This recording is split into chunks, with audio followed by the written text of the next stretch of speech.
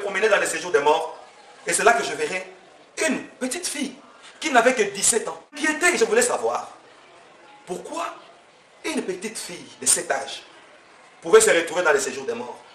Et l'ange qui était à mes côtés a discerné mes pensées. Il s'est approché pour me dire, tu te poses la question de savoir pourquoi cette jeune fille est ici. Oui, le jour de sa mort, nous lui avons montré son parcours. Un écran géant était apparu. Sur le film, la jeune fille voyait des hommes en tenue militaire, en tenue sportive, des joueurs, des boxeurs, des karatékas, des étudiants, des hommes politiques, hommes en veste, etc. Quand elle est morte, elle est arrivée ici, nous lui avons fait voir un film. Derrière elle, les gens étaient en train de la suivre.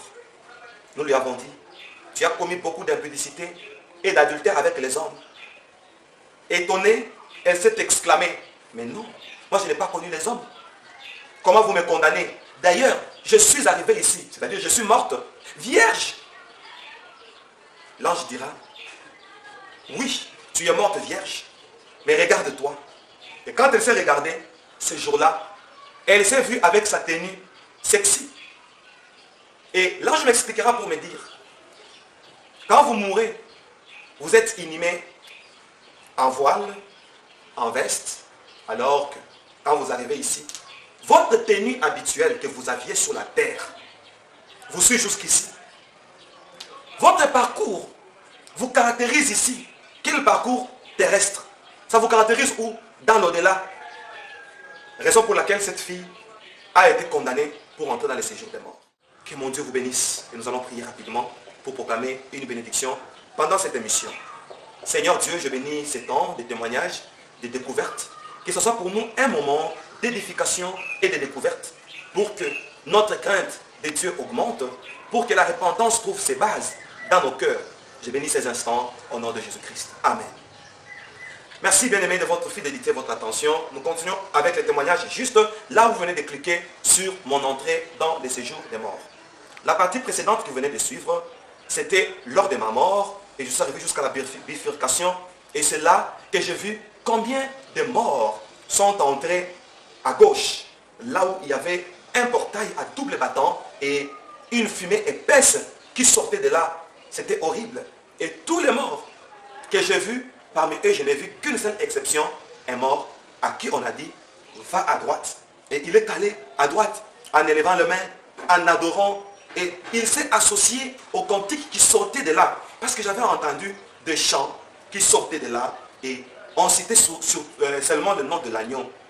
Ils adoraient l'agneau, mais c'était encore des inconnus pour moi. Et le mort là que j'ai vu est entré là-bas. Lui, on n'a même pas montré son film. Il est passé directement de la bifurcation jusqu'à l'entrée du paradis, comme je vous ai dit à la partie précédente. Chers fidèles internautes et téléspectateurs, quand cette phase est passée, cette scène est passée, je me suis retrouvé face aux anges. Moi, un seul être humain. Un être humain dans un monde inconnu, dans l'au-delà, à la bifurcation. Tous les morts sont partis. Tous les morts sont entrés dans les séjours des morts qui est les lieux de tourment. Enfin, on me posera une question. Et toi, comment es-tu né? J'ai trouvé cette question banale et j'ai répondu à la hâte, avec beaucoup de légèreté. J'ai dit, mais je suis né de mon père et de ma mère. Mais sachant pas que la réponse que j'avais donnée était une loi de condamnation. Chers bien-aimés, quand seulement j'ai dit ça, je suis né de mon père et de ma mère, l'un de ces anges, gardiens de l'au-delà, me dira, comme tu es né de ton père et de ta mère, alors va à gauche. J'étais étonné. Moi qui connaissais le Seigneur pendant que j'étais sur la terre, pendant plus de 23 ans, et on me dit d'aller à gauche.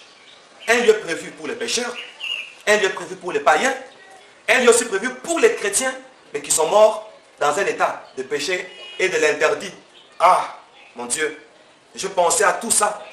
J'ai senti que je ne méritais pas la gauche, mais je n'avais pas de choix, parce que la parole de cet ange était accompagnée d'une puissance, je peux dire d'une force. Et je suis allé vers la gauche, je suis entré dans ce portail à double battant, la fumée épaisse et noire m'a accueilli. Mais bien aimé, je suis entré là. Jusqu'au seuil de l'entrée du séjour des morts, j'ai vu mon âge baisser jusqu'à 12 ans.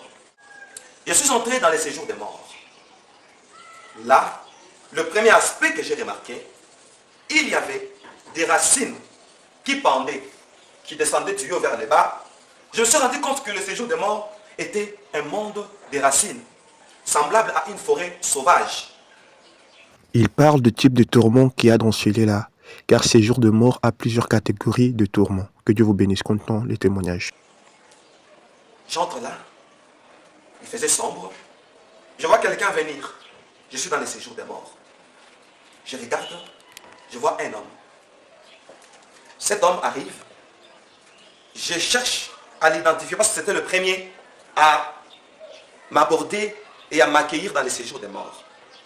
Quand je regarde bien, je vois quelqu'un que je connaissais, un membre de ma famille, un proche. Il me dit, Moïse, qu'est-ce que tu fais ici? Moi aussi étonné, je lui dis, tel, toi aussi, qu'est-ce que tu fais ici? Après cette question, il s'incline. Il se sent gêné. Il me dit, oui, je suis ici à cause d'une sentence.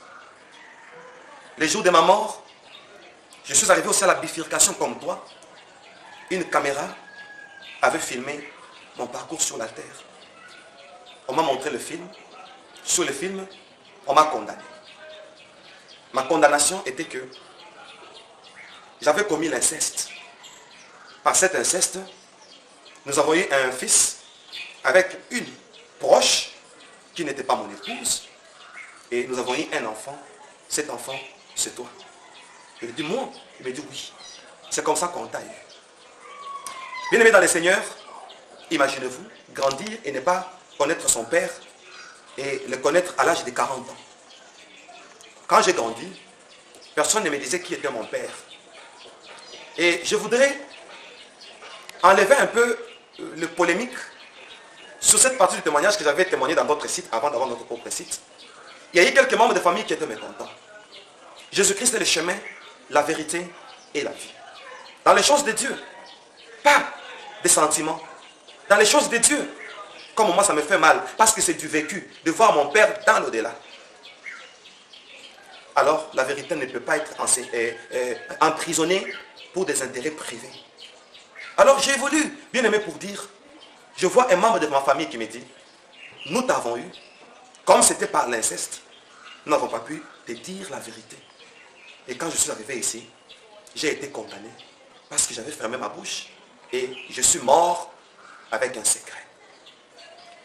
Mon Dieu, c'est trop fort pour moi de vous parler de ces choses, mais comme ça fait partie du témoignage, je suis obligé d'en parler. Ainsi, j'ai vu un ange entrer. Parmi les anges qui étaient là-bas à la bifurcation, l'un de ces anges est entré, il m'a dit, Moïse, certaines choses qui sont ici, tu ne les comprendras pas. Je suis venu t'expliquer des choses. Et nous sommes partis avec cet ange, j'ai laissé mon père, et il ne pouvait pas nous suivre parce que l'ange était là. Et je partais en le regardant, et lui aussi me regardait. Mais on n'avait pas de choix de rester ensemble et de continuer à communiquer. Cet ange qui me faisait visiter les séjours des morts m'a dit, quand tu rentreras sur la terre, tu diras à tous les vivants, les humains, tous ceux-là qui ont eu des enfants hors mariage, nous les attendons dans ce séjour des morts que tu es en train de visiter parce que tu as reçu une grâce. Tu diras, tous ceux-là qui ont vécu dans ces choses et qui n'ont pas arrangé, quand ils viendront ici, nous leur montrerons le film de leur parcours sur la terre. Tu diras aux vivants, tous ceux-là qui ont vécu dans l'inceste, nous les attendons ici. Tu diras aux vivants, tous ceux-là qui se sont fait des câlins, des embrassements, nous les attendons ici. Cela m'a étonné d'apprendre que même les câlins, les embrassements, dans un français courant qu'on appelle le flirt, j'étais étonné d'apprendre que ceux qui ont vécu dans ces choses entreront dans le séjour des morts, qui est un lieu de tourment et de sentence. Et l'ange continue à me parler pour me dire, tu diras aux humains, tous ceux-là, de leur vivant, ont vécu dans un mariage polygamique. Nous les attendons ici. Parce que c'est ça, leur destination finale. J'étais étonné d'apprendre que la polygamie pouvait amener des gens dans le lieu de condamnation. Et il ajoute pour donner une mesure de grâce. Et c'est le seul aspect, mes bien-aimés, d'apprendre qu'il y a une petite dérogation ou une petite mesure de grâce. Seulement le polygame. Cet ange gardien me dira, quand tu rentreras sur la terre, tu diras à tous les polygames que nous les attendons ici. Sauf ceux-là qui sont entrés dans le mariage polygamique avant de connaître la vérité. Leur seul espoir consiste tous les jours de leur vie à faire une repentance sincère pour demander au Très-Haut une mesure de grâce pour avoir contracté un mariage polygamique. Et là je me dis, ce sont ceux-là qui obtiendront une mesure de grâce. Chers bien-aimés, on me dit, si vous arrêtez à prier, voici, nous allons vous attendre dans ces lieux des racines. Je suis en train de me promener dans les séjours des morts, et c'est là que je verrai une petite fille qui n'avait que 17 ans. Et moi, j'en avais 12. Mon âge avait baissé dans les séjours des morts. Et je demande à l'ingénieur qui est derrière la caméra, au cas où j'oublie d'expliquer pourquoi mon âge a baissé, l'ingénieur va me rappeler. Mais bien aimé, une petite fille de 17 ans. Dans mon cœur, je m'inquiétais et je voulais savoir pourquoi une petite fille de cet âge pouvait se retrouver dans les séjours des morts. Et l'ange qui était à mes côtés a discerné mes pensées. Il s'est approché pour me dire, tu te poses la question de savoir pourquoi cette jeune fille est ici. Oui, le jour de sa mort, nous lui avons montré son parcours. Un écran géant était apparu et nous lui avons fait voir combien elle a séduit. Sur le film, la jeune fille voyait des hommes en tenue militaire, en tenue sportive, des joueurs, des boxeurs, des karatékas, des étudiants, des hommes politiques, hommes en veste, etc. Quand elle est morte, elle est arrivée ici, nous lui avons fait voir un film. Derrière elle, les gens étaient en train de la suivre. Nous lui avons dit, tu as commis beaucoup d'impudicité et d'adultère avec les hommes. Étonnée, elle s'est exclamée, mais non, moi je n'ai pas connu les hommes. Comment vous me condamnez? D'ailleurs, je suis arrivée ici, c'est-à-dire je suis morte, vierge. L'ange dira, oui, tu es morte vierge, mais regarde-toi. Et quand elle s'est regardée, ce jour-là, elle s'est vue avec sa tenue sexy. Et l'ange m'expliquera pour me dire, quand vous mourrez, vous êtes inhumé en voile, en veste, alors que quand vous arrivez ici, votre tenue habituelle que vous aviez sur la terre vous suit jusqu'ici. Votre parcours vous caractérise ici. Quel parcours terrestre? Ça vous caractérise où? Dans l'au-delà. Raison pour laquelle cette fille a été condamnée pour entrer dans les séjours des morts, des lieux de tourment, des lieux de pécheurs, un lieu de sentence. Alors, la fille dira, mais je n'étais pas sorti avec eux. On lui a dit, ta tenue et ta démarche n'étaient pas bonnes. Ta démarche était tellement sexy et que tu étais devenue séduisante. Ta tenue était tellement sexy que tu as attiré tous ces hommes, quoi qu'ils ne sont pas sortis sexuellement avec toi, mais par leur morale, tu les as réduits à ta bassesse et tu l'as fait pécher. Bien aimé, par cette explication, j'ai compris directement la parole de Jésus-Christ, où il avait dit, vous avez appris qu'il a été dit, tu ne commettras pas d'adultère. Mais moi je vous dis, celui qui regarde une femme pour la convoiter, a déjà commis l'adultère avec elle dans son cœur. Et dans Apocalypse on dit, dehors les chiens, les adultères, les voleurs. Donc, tous ceux-là qui ont vécu dans l'adultère ne verront pas le royaume des cieux. Et voici cette fille qui n'a pas commis l'adultère physique, l'impudicité physique, mais l'impudicité morale. avec ces gens juste par son aspect. C'est pourquoi Paul demande aux femmes de s'habiller d'une manière décente, avec pudeur et modestie. La pudeur, son contraire, c'est l'impudicité. L'impudicité, c'est tout acte qui n'est pas pudique, c'est-à-dire qui n'a pas de pudeur. Donc, tout habillement sexy est un habillement impudique, c'est-à-dire sans pudeur, sans modestie, sans sobriété. Après cette phase, je suis allé, toujours avec l'ange qui m'accompagnait, avec des remords qui montaient à moi. De voir combien les gens ont risqué, mon Dieu, leur vie éternelle juste pour l'habillement. C'est banal, c'est inconcevable. Mais dommage, les gens acceptent de courir au risque. Je suis votre témoin, témoin vivant, témoin oculaire. J'ai vu ces choses et je vous les explique. La scène suivante, je vois une jeune dame, on me dit, c'est une Sud-Africaine, elle est ici, ça fait 27 ans. Comment elle est morte? Un jour, elle était en train de faire une scène, et dans cette scène, elle était acrobate, danseuse dans des cirques. Elle faisait des spectacles, c'est pourquoi tu la vois, en soutien-gorge et sous-vêtements seulement. Parce que, pendant qu'elle faisait ces scènes acrobates, elle écartait ses jambes devant le public, et les hommes regardaient, et ils la voulaient. L'ange me dit, ce métier ne nous a pas plu, par ces écartements, qui créaient des sensations dans le moral des hommes.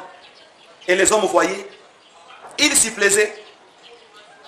Ce métier ne nous a pas plu. Jusqu'à ce qu'un jour, pendant le mouvement acrobate, elle s'est accrochée sur un linge qui pendait, et elle s'est détendue, et s'est entrelacée, jusqu'à ce qu'elle a glissé. Sur ce linge, elle est tombée tête contre le pavement, et son crâne s'est brisé. Et elle est arrivée ici. Nous lui avons montré ses acrobaties. Nous lui avons dit, ce métier ne nous a pas plu. J'ouvre une parenthèse. Le monde entier, vous qui me suivez, tout métier que le ciel n'a pas approuvé, il faut le laisser. Car, que servirait-il à un homme de gagner le monde au prix de la perte de son âme? Chers bien-aimés, internautes et téléspectateurs, cette dame s'est retrouvée dans le séjour des morts, rien que par le spectacle qu'elle faisait, qui ne stipulait pas d'une pudeur, d'un respect vis-à-vis des hommes qui la regardaient. Nous sommes passés de cette étape. J'ai vu plusieurs personnes dans leurs mains avec des petits bébés. Des petits bébés en miniature. Des petits bébés de 4 à 5 cm, comme ça. Et ces petits bébés étaient collés dans leurs mains. Et l'ange me dira, tous ces gens que tu vois, ce sont ces hommes et ces femmes qui ont avorté et qui ont conseillé d'avorter et qui ont participé à l'avortement, c'est-à-dire de médecins. Et tous ceux qui sont morts avec ces fardeaux, avec ces risques, sont ici. Et les petits bébés en miniature que tu vois collés sur leurs mains, ce sont des avorteurs. Ceux qui ont commis de l'avortement. Et ça, ce sont des emblèmes pour attendre les jugements derniers. Chacun va se juger. Chacun va se condamner avec l'indice de son péché avec lequel il est mort et il est arrivé jusqu'ici. Et là, j'ai vu des gens avec deux mains bleues, deux mains vertes. Et l'ange me dira, ce sont des produits qu'ils ont utilisés pour faire avorter les autres. Ce sont des produits que les autres ont utilisés pour meurtrir les autres, pour tuer. Ceux qui ont utilisé des produits pour empoisonner les autres. Quand ils meurent, le produit là va colorer leurs mains pour servir de signe de jugement dernier.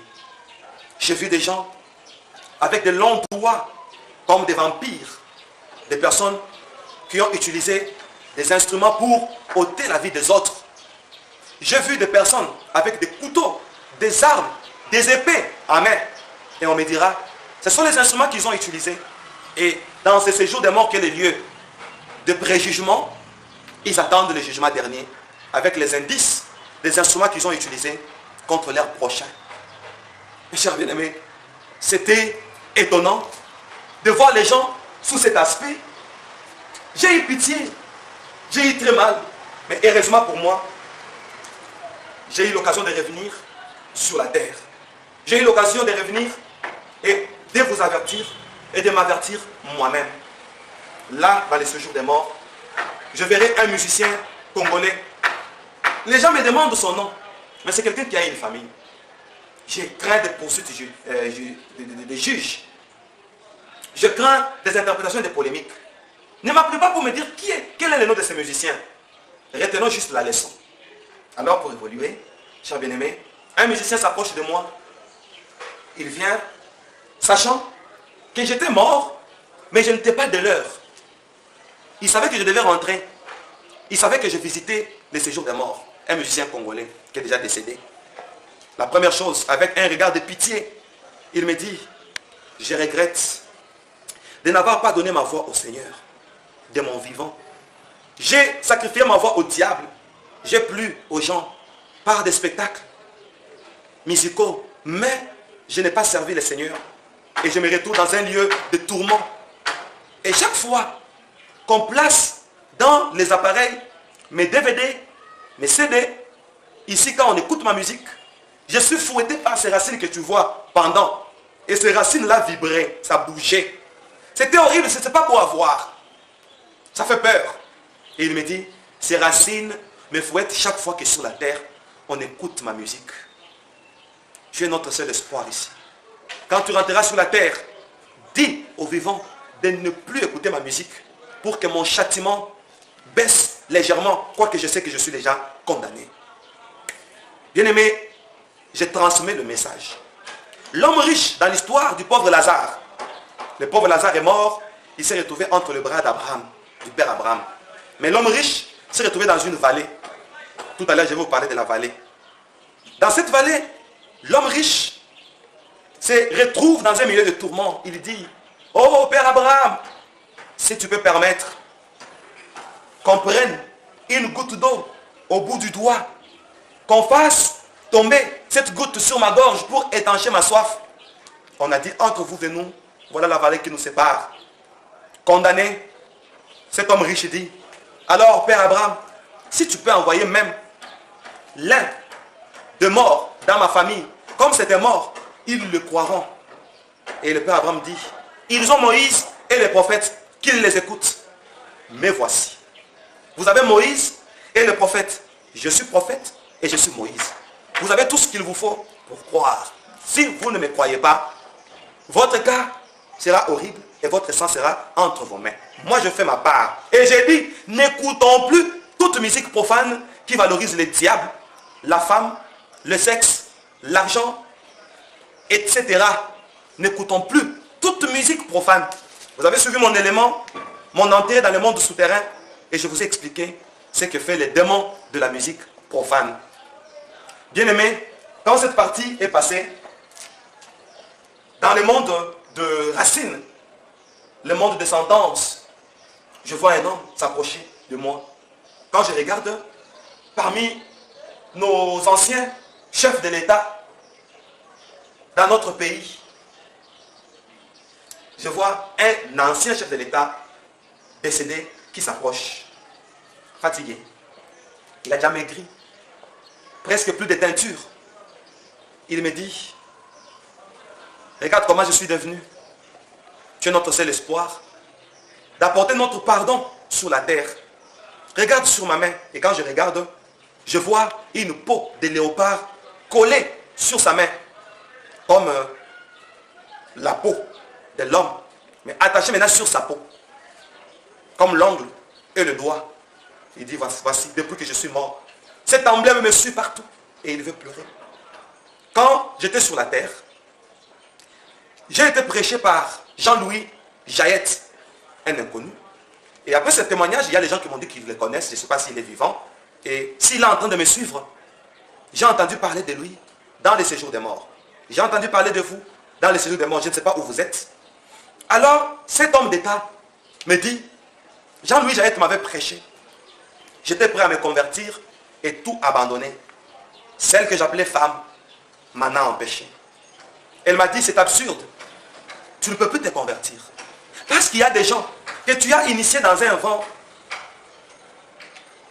dans une croyance, et tu étais un père spirituel dans des sectes. Et si tu t'es converti, toutes tes théories seront vaines.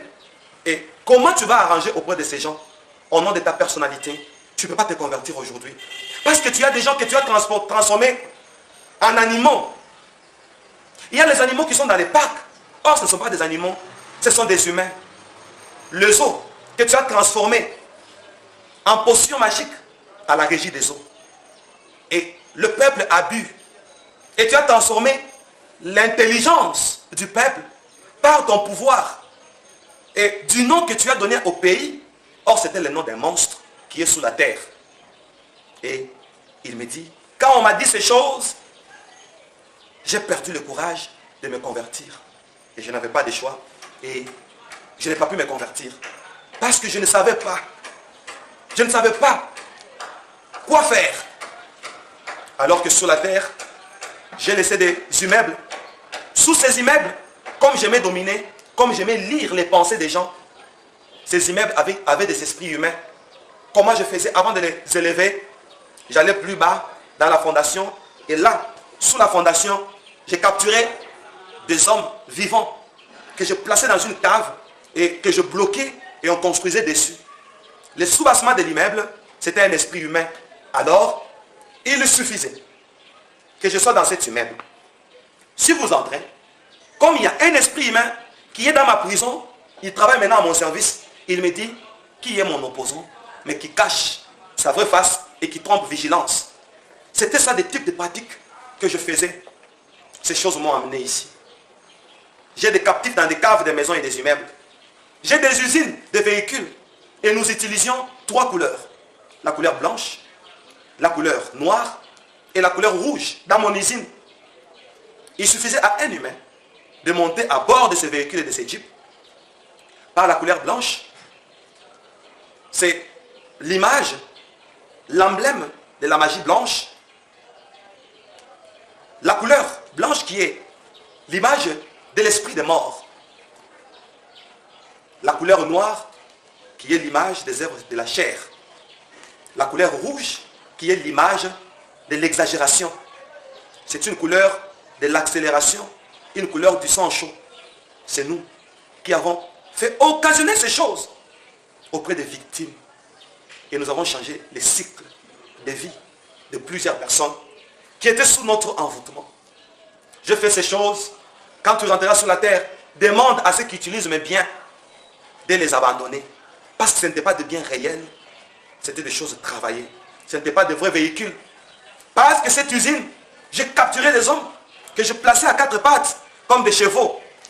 Et nous les transformions en véhicules. Et vous entrez dedans l'esprit de ces gens que nous avons transformés, entrés dans les victimes qui utilisaient nos biens. Bien aimé, je me suis rappelé de l'une des paroles du Seigneur Jésus qui a dit, le prince de ce monde vient, en moi, il ne trouvera rien de lui. J'ai compris. Alors, il me dit, j'ai loupé mon occasion de me convertir. Et je me suis retrouvé ici. Et voici, je suis devenu comme un simple homme. Moi qui aimais la gloire. Et je souffre. Après cela, nous avons terminé le parcours du séjour des morts. Nous sommes allés plus loin, plus loin, plus loin. Et là, il n'y avait aucun mort, mais c'était toujours le séjour des morts.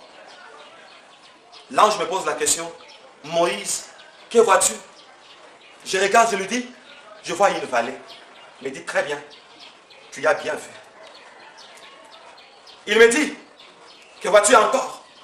Je lui dis, sous cette vallée, je vois les eaux qui se déversent de la rive droite à la rive gauche. Et ça se déverse dans une vallée. Il dit, là tu n'as pas bien vu, regarde bien. Et j'ai très bien regardé. J'ai bien fixé et je me suis rendu compte que c'était toujours de l'eau. Il me dit, non, regarde encore. Et j'ai vu au milieu de cette vallée un lac. Ce n'était pas le lac, car une vapeur montait jusque là où j'étais. Parce que quand je ne voyais pas bien, l'ange m'a tenu à la main. Nous avons pris un vol au-dessus de cette vallée et il m'a dit, fixe bien les regards. Et la vapeur montait. Et je me suis rendu compte que c'était du fer fondu. Le fer qu'on a liquéfié. Un feu tellement que le feu là était ardent. Il a donné une coloration blanche. C'était du feu et du soufre. Le feu des ajusteurs, c'est rien. Le feu là des industries, c'est rien. Tellement que le feu là était ardent.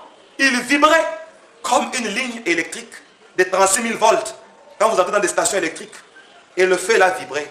Ça faisait zzzz, comme cela. Et l'ange me dit, regarde, il y a combien de personnes? J'ai regardé comme on survolait, il n'y avait personne. Je lui ai dit, il n'y a personne. Il dit, ce que tu vois, c'est l'enfer dont tu as entendu parler. Le fait de la géhenne, c'est celui-là. Quand tu rentreras sur la terre, tu diras à l'humanité, ah, l'enfer est vide.